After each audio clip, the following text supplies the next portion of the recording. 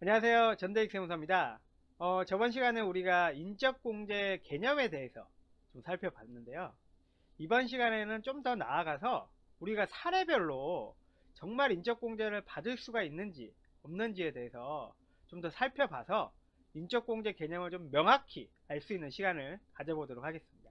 자, 먼저 첫 번째 사례인데요. 따로 살고 있는 부모님에 대해서도 부양가족 공제를 받을 수가 있는지. 자, 우리가 따로 살고 있어도, 그러니까 나이랑 소득 요건을 모두 충족하는 부모님이 있으시다고 하시면 이 부모님에 대해 내가 실제 부양까지 하고 있다. 그러면은 당연히 공제를 받으실 수가 있으세요. 그래서 주소가 따로 되어 있는, 주민등록상 주소가 따로 되어 있는 부모님이 계신다 하시더라도 우리가 실제 부양을 하고 있다라고 하시면 우리가 부모님에 대해서 부양가족 공제를 받으실 수 있으신 겁니다. 다음 사례인데요. 다음 사례는 이제 그 소득이 없는 배우자가 있고, 그리고 고등학생인 자녀가 있어요. 근데 내가 회사가 좀 멀리 떨어져 있어서 현재 따로 살고 있는 경우예요. 이 경우에도 우리 배우자랑 고등학생 자녀에 대해서 부양가족 공제를 받을 수 있는지, 그게 이제 질문인데요.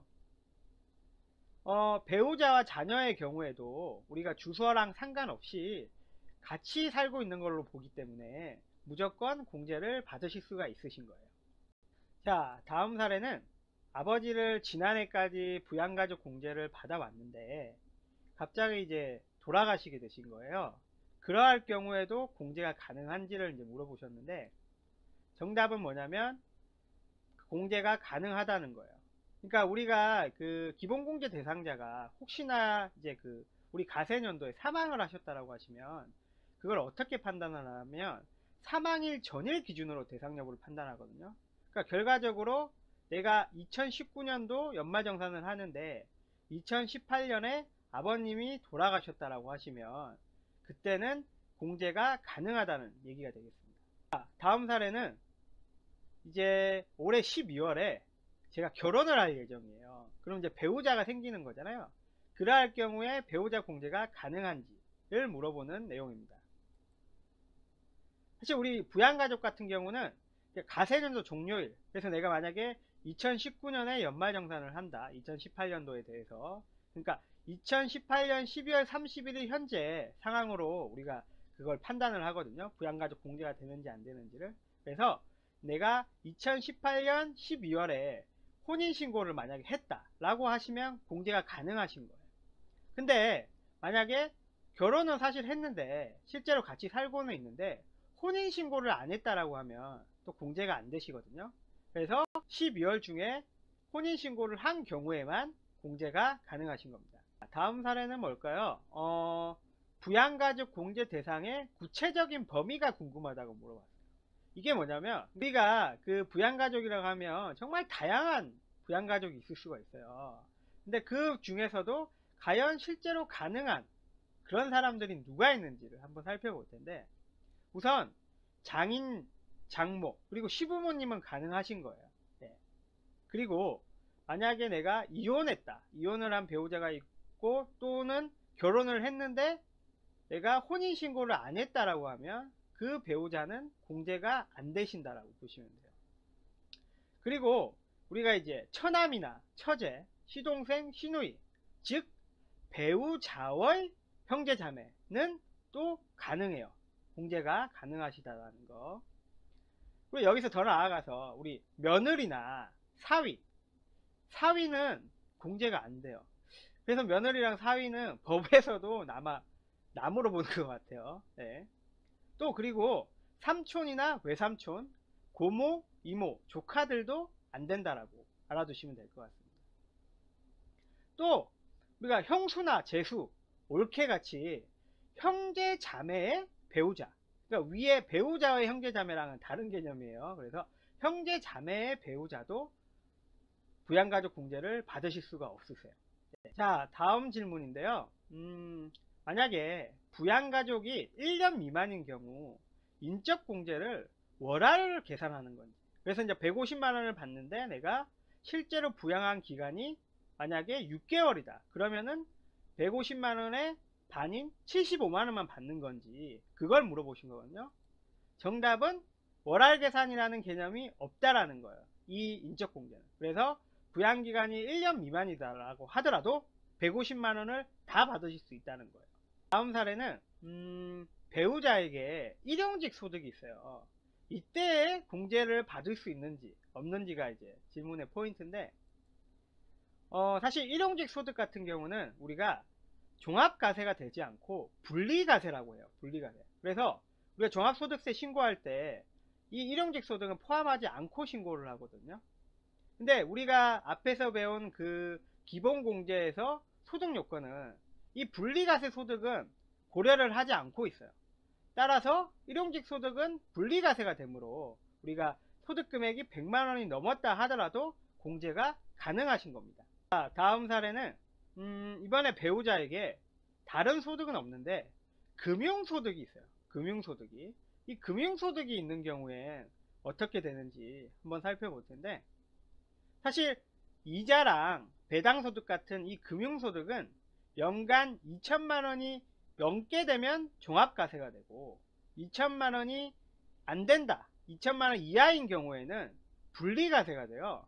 그래서 정리를 하면 배우자에게 금융소득이 있는데 이 금융소득이 2천만원이 넘는지 안 넘는지에 따라서 공제 대상이 달라지신다라고 보시면 돼요. 그래서 2천만원이 넘게 되면 종합과세가 되기 때문에 공제가 안 되시는 거고, 2천만원이 안 넘는다 그러면 분리과세가 되기 때문에 소득공제를 받으실 수 있는 겁니다. 다음 사례는 이제 은퇴하신 65세의 아버지께서 가세 연도 중에 우리가 부동산을 파셨나봐요. 그래가지고 차익이 발생하신 경우인데, 이 경우에도 공제가 가능한지 한번 살펴볼게요.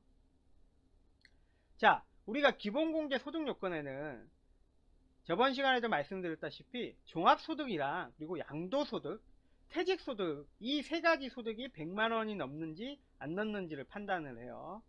근데 이 아버님께서는 부동산을 양도를 해가지고 실제로 이 소득금액이, 양도소득금액이 100만원을 넘으셔서 양도소득세를 신고를 했다.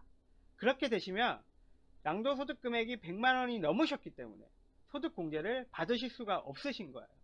특히 이 부분 많이들 빠뜨리시거든요. 그래서 만약에 부모님께서 양도소득세로 신고를 하고 그 소득금액이 100만원이 넘으셨다 라고 하시면 기본공제 대상자에서 빼셔야 되세요. 자, 그리고 다음 사례는 우리가 부양하고 있는 부모님이 장애인이시면서 그리고 또 70세 이상이세요. 이때 그러면 우리가 그 추가 공제 중에서 장애인 공제랑 경로 우대 공제를 중복해서 받으실 수가 있는지, 즉 200만원의 장애인 공제, 100만원의 경로 우대 공제, 즉 토탈해서 300만원을 다 받을 수가 있는지를 물어보는 건데, 결과적으로는 다 받으실 수 있다는 거예요. 네.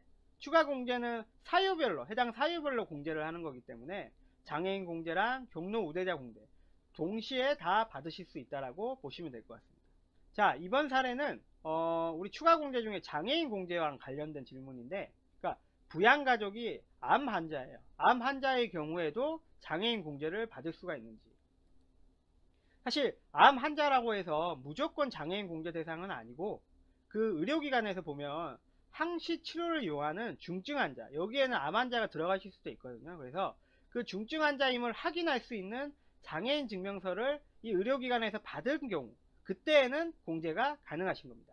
자, 다음은 이제 부녀자 공제와 관련된 부분인데, 이 사례는 미혼 여성으로서 부모님은 소득이 있으세요.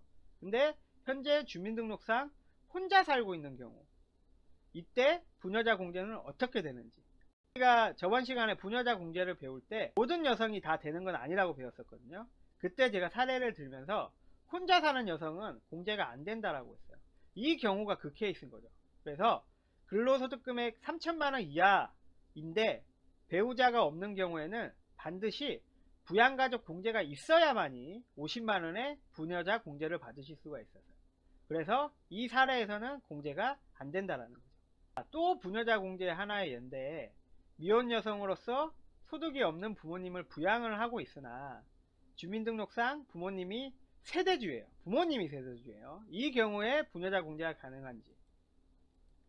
자, 우리가 부녀자 공제 배울 때 반드시 세대주여야 돼요. 본인이, 여성 본인이 세대주여야 되기 때문에 세대주가 아니다라고 하시면 부녀자 공제는 못 받으시는 겁니다. 그리고 이러한 케이스가 있을 수가 있어요. 부녀자 공제와 한부모 공제가 중복 적용이 되실 수가 있거든요. 그러니까 요건이 둘 다 해당이 되세요. 그래서 예를 들면 내가 이혼을 했는데 자녀가 있어요. 기본공제를 받는 자녀가 있다. 이 경우에는 부녀자 공제도 받으실 수가 있고 한부모 공제도 또 받으실 수 있거든요. 근데 이때 이게 중복이 되냐 이걸 물어본 건데 정답은 한부모 공제만 받으실 수가 있어요. 부녀자 공제는 50만원이고 한부모 공제는 100만원인데 큰 거를 공제를 받으라는 거예요. 그래서 부녀자 공제와 한부모 공제는 중복 적용은 안 된다라는 거. 그때는 한부모 공제만 받으셔야 된다라고 보시면 될 것 같습니다. 자, 마지막 사례예요. 마지막 사례, 이거는 특히 맞벌이 부부님들이 제일 많이 물어보는 질문 중에 한 가지인데, 과연 맞벌이 부부의 경우 이 부양가족 공제는 누가 받는 것이 유리한가? 우리가 저번에 그 소득공제랑 세액공제가 어떠한 절세 효과를 가지고 오는지 비교하는 걸 한번 살펴봤었는데, 그때 배웠던 그 내용을 살펴보면 이 소득공제 같은 경우는 해당 근로자의 적용세율만큼의 세액 감소 효과가 있어요. 그래서 이 부양가족 공제는 소득공제 중에 하나이기 때문에 아무래도 소득 금액이 높은, 즉 그래서 이제 맞벌이 부부 중에서 적용세율이 높은 분이 이 부양가족 공제를 받는 게 유리하시다는 거예요. 자, 우리가 이 인적공제들에 대해서 뭐 기본 개념하고 그리고 사례별로 이렇게 살펴봤는데, 사실 인적공제는 정말 다양한 케이스가 있을 수가 있어요. 그래서 여러분들이 처한 이 상황이나 그리고 요건들 같은 걸 잘 검토를 하셔서 인적공제를 받으시기 바라겠습니다. 예, 감사합니다.